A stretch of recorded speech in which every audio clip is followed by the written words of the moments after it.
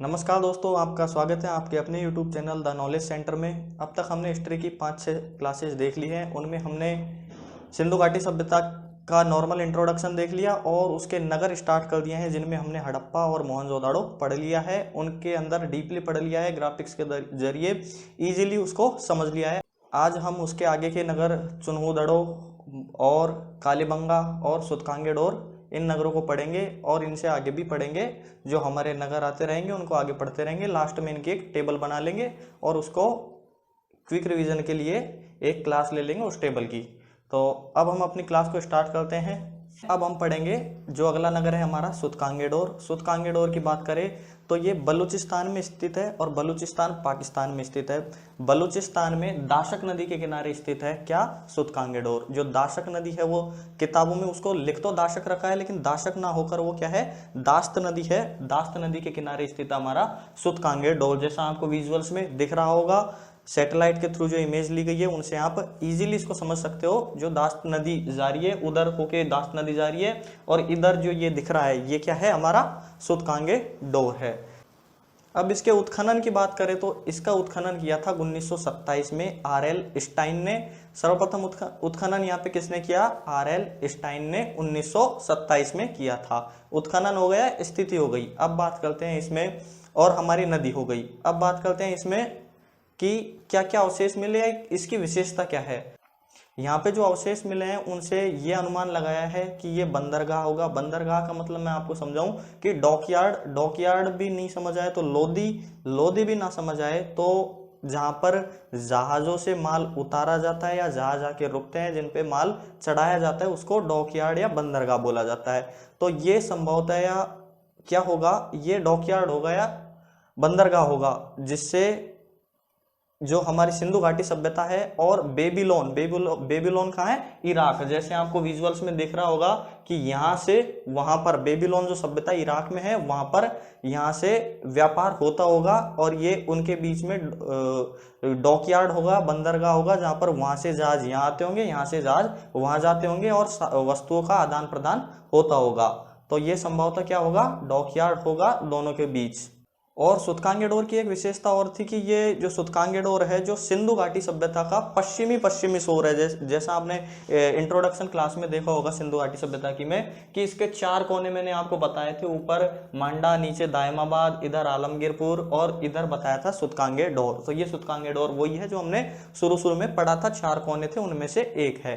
अब हम बात करते हैं नेक्स्ट की। इसको लिखने की बात करें तो आपको बात ऐसी है कि लिखा दिया जाएगा लास्ट में, या तो क्लास के एंड में या फिर पूरा टॉपिक एंड हो जाएगा जब उसकी पीडीएफ आपको वीडियो के लिंक में मिल जाएगी। उसमें से आप पीडीएफ डाउनलोड कर लेना और अपने नोट्स बना सकते हो या फिर पीडीएफ को पढ़ सकते हो।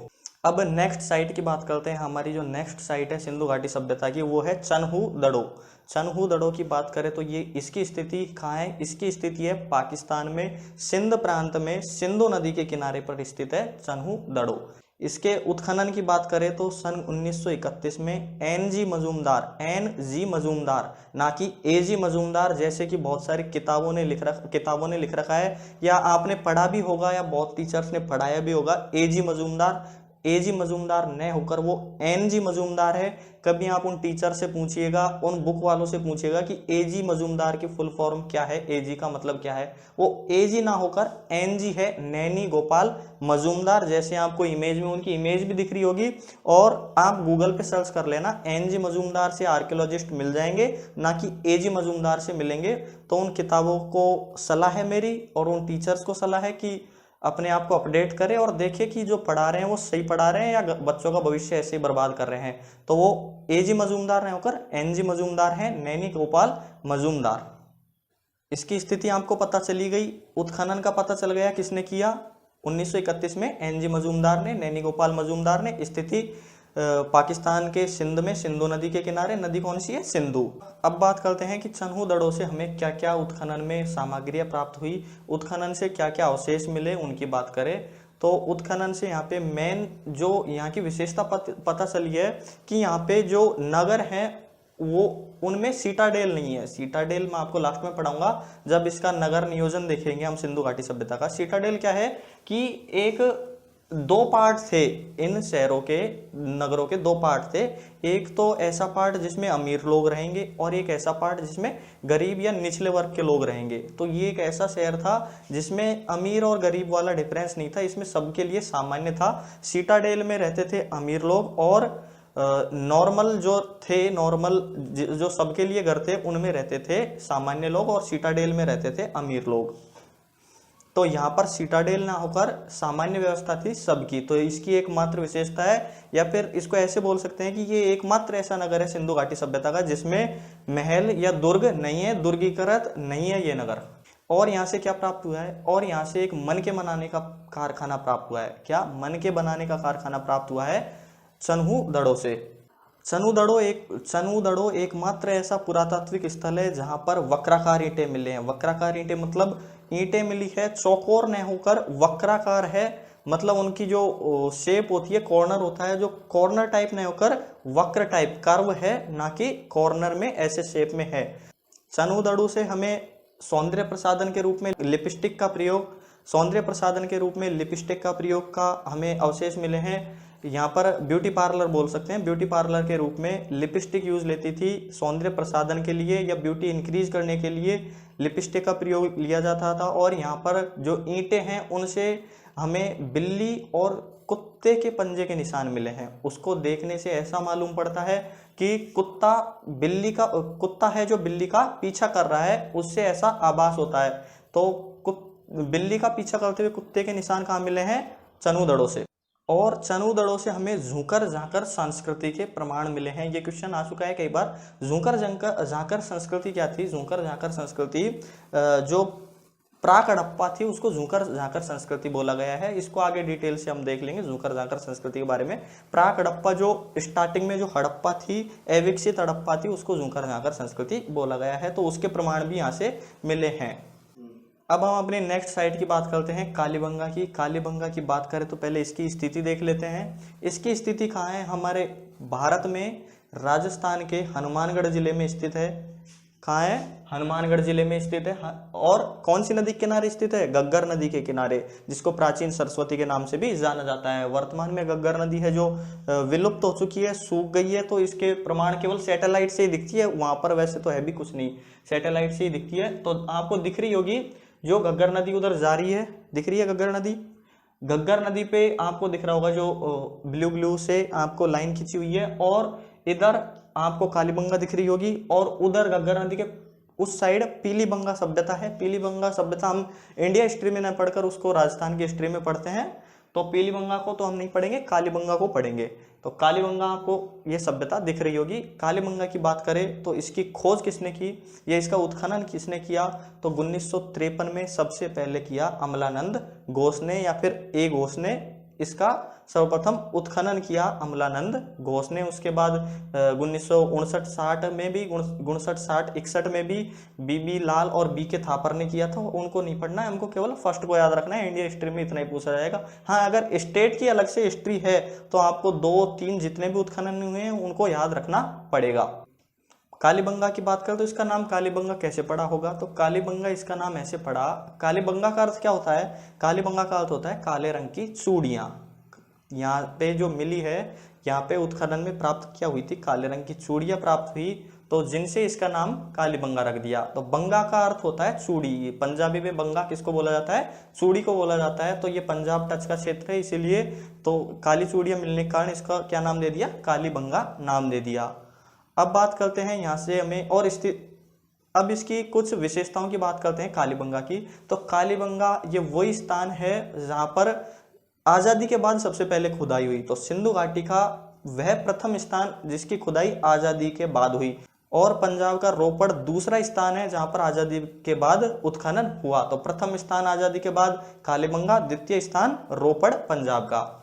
और संस्कृत साहित्य में जो बहुधान्य प्रदेश का वर्णन है वो सामान्यतः या संभवतः शायद यही प्रदेश होगा, कालीबंगा का क्षेत्र होगा, क्योंकि उस समय यहाँ पर जो अनाज पैदा सबसे ज़्यादा यहीं पर होता था। उपजाऊ जमीन थी, इसीलिए यहाँ पर सबसे ज़्यादा धान उत्पन्न होता था या अनाज उत्पन्न होता था। खेती सबसे ज़्यादा यहीं होती थी। तो संस्कृत साहित्य में जो बहुधान्य प्रदेश का वर्णन है शायद वो यहीं रहा होगा, कालीबंगा ही रहा होगा।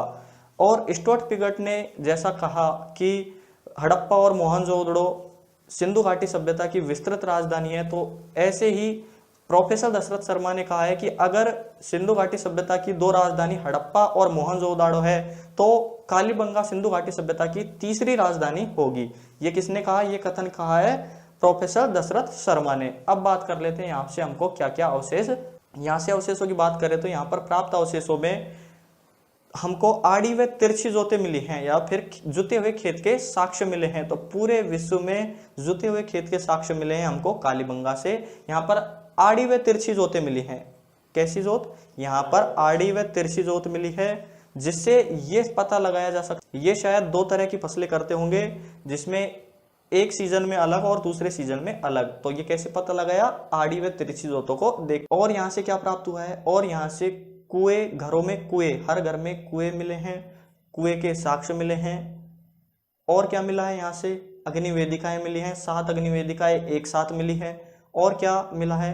और मिला है कपड़े में लिपटा हुआ उस्तरा मिला है। उस्तरा जो नाई के पास रहता है ना, वही उस्तरा मिला है।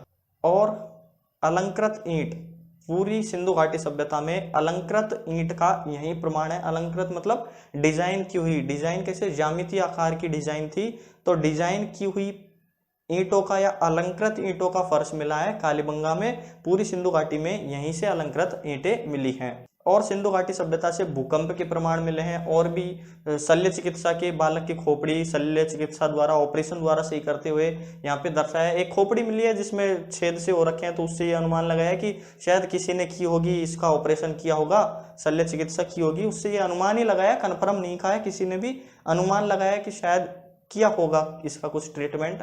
तो शल्य चिकित्सा के प्रमाण कहाँ से मिले हैं? ये मिले हैं हमको सिंधु घाटी सभ्यता की कालीबंगा से। अब हम अपनी क्लास को रिवाइज कर लेते हैं। जो हमने आज पढ़ा, हमने 3 नगर पढ़े मेनली, उनको रिवाइज कर लेता हूँ। आपको जो नोट करने की, नोट्स बनाने की प्रॉब्लम थी वो शायद सॉल्व हो जाए, और लास्ट में आपको पीडीएफ दे दी जाएगी। एक बार आप रिवाइज को देख लीजिए। जितना आप रिवाइज करोगे उतना आपका इंप्रूव होता जाएगा, याद उतना ही रहेगा। तो सबसे पहले हमने पढ़ा सूतकांगेडोर। सूतकांगेडोर सिंधु घाटी सभ्यता का पश्चिमी नगर था, सबसे पश्चिम में यही नगर था सूतकांगेडोर। इसकी स्थिति की बात करें तो इसकी स्थिति है पाकिस्तान के बलूचिस्तान में दाश्त नदी के किनारे या दास्त नदी के किनारे सूतकांगेडोर स्थित है। सूतकांगेडोर संभवतः, सूतकांगेडोर की उत्खनन की बात करें तो इसका उत्खनन आर.एल. स्टाइन ने 1927 में किया था। शायद इससे प्राप्त अवशेषों से ये प्राप्त होता है कि ये संभवतः बंदरगाह होगा, जो बेबीलोन और सिंधु घाटी सभ्यता के मध्य एक व्यापारिक केंद्र का काम करता होगा। ये बंदरगाह था जो वहां से यहाँ पर सामान को ले जाने वाले जहाज़ों के लिए एक स्थान था। यहाँ से माल उन पर लदा जाता था, वहाँ उतारा जाता था। तो ये बंदरगाह था, जो वहाँ से सामान आता था यहाँ उतरता था, यहाँ से जो सामान जाता था वहाँ उतरता था। ये उनके बीच एक व्यापारिक केंद्र का काम करता था या एक बंदरगाह का काम करता था। क्या? सूतकांगेडोर है जो। नेक्स्ट की बात करें तो नेक्स्ट हमने पढ़ा था चन्हूदड़ो। चन्हूदड़ो की स्थिति की बात करें तो इसकी स्थिति है पाकिस्तान में सिंध प्रांत में सिंधु नदी के किनारे स्थित है चन्हूदड़ो। इसकी उत्खनन की बात करें तो इसका उत्खनन किया था एन.जी. मजूमदार ने, नैनी गोपाल मजूमदार, ना कि ये ए.जी. मजूमदार था। ये भी आपको याद रखना है, 1931 में किया था। इसकी स्थिति आपको पता चली गई, नदी थी सिंधु नदी। अब यहाँ से अवशेष की बात करें तो यहाँ पर क्या क्या अवशेष मिले हैं? यहाँ पे बिल्ली का पीछा करते हुए कुत्ते के पंजे के निशान जो यहाँ से मृदबांड पर प्राप्त हुए हैं, ईंटों पर प्राप्त हुए हैं। यहाँ पर वक्राकार ईंट मिली है, और यहाँ पर मन के बनाने का कारखाना प्राप्त हुआ है। और सीटाडेल वाली व्यवस्था नहीं मिली। सीटाडेल मतलब कि एक ही तरह का नगर मिला है जिसमें दुर्ग नहीं है, और यहाँ पर मन के बनाने का कारखाना मिला ही है। और सौंदर्य प्रसाधन के रूप में लिपस्टिक का प्रयोग, और यहाँ पर झूकर झाकर संस्कृति के अवशेष मिले हैं। इसके बाद हमने पढ़ा कालीबंगा। कालीबंगा का शाब्दिक अर्थ होता है काले रंग की चूड़ियाँ। और ये स्थिति की बात करें तो इसकी स्थिति कहाँ है? राजस्थान के हनुमानगढ़ जिले में स्थित है, घग्गर नदी के किनारे स्थित है कालीबंगा। कालीबंगा के उत्खनन की बात करें तो इसका उत्खनन 1953 में किया था अमलानंद घोष ने। उसके बाद भी बी.बी. लाल और बी.के. थापर ने किया था। और इसकी विशेषता की बात करें तो कालीबंगा प्रथम नगर है जिसका उत्खनन आजादी के बाद हुआ। द्वितीय नगर रोपड़ और पंजाब है। भारत में स्थित सिंधु घाटी सभ्यता के नगरों में ये तीसरा सबसे बड़ा नगर है कालीबंगा। यहाँ से इसके बारे में प्रोफेसर दशरथ शर्मा कहता है कि अगर मोहनजोदाड़ो और हड़प्पा सिंधु घाटी सभ्यता की 2 विस्तृत राजधानी है तो कालीबंगा सिंधु घाटी सभ्यता की तीसरी राजधानी होगी। ये बात हो गई। और जो संस्कृत साहित्य में बहुधान्य प्रदेश मिला है वो शायद इसी को कहा गया है, कालीबंगा को। अब बात करें यहाँ से क्या क्या अवशेष प्राप्त हुए। अवशेष की बात करते हैं, जुते हुए खेत के साक्ष्य मिले हैं, कपड़े में लिपटा हुआ उस्तरा और ढकी हुई नालियां मिली हैं, लकड़ी से ढकी हुई नालियां, ये मुख्य विशेषता है इसकी। और हमको यहाँ पर क्या मिला है, यहाँ पर हमको एक शल्य चिकित्सा वाली खोपड़ी मिली है, बच्चे की खोपड़ी है।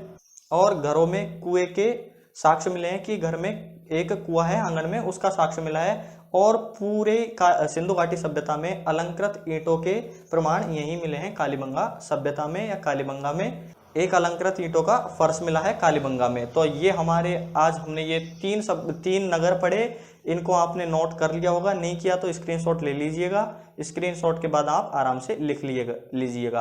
आशा करता हूँ कि आपकी जो क्लास थी समझ आई होगी, छोटी सी क्लास थी, आसानी से समझ आई होगी। अगर समझ नहीं आई तो कमेंट में लिखिएगा, नेक्स्ट क्लास में उसको और आसानी से और अच्छे शब्दों में, सरल शब्दों में समझाया जाएगा। अगर अभी तक आप वीडियो को देख रहे हैं तो वीडियो को लाइक कीजिए, शेयर कीजिए, और अभी तक चैनल को सब्सक्राइब नहीं किया है तो चैनल को सब्सक्राइब ज़रूर करिए। धन्यवाद।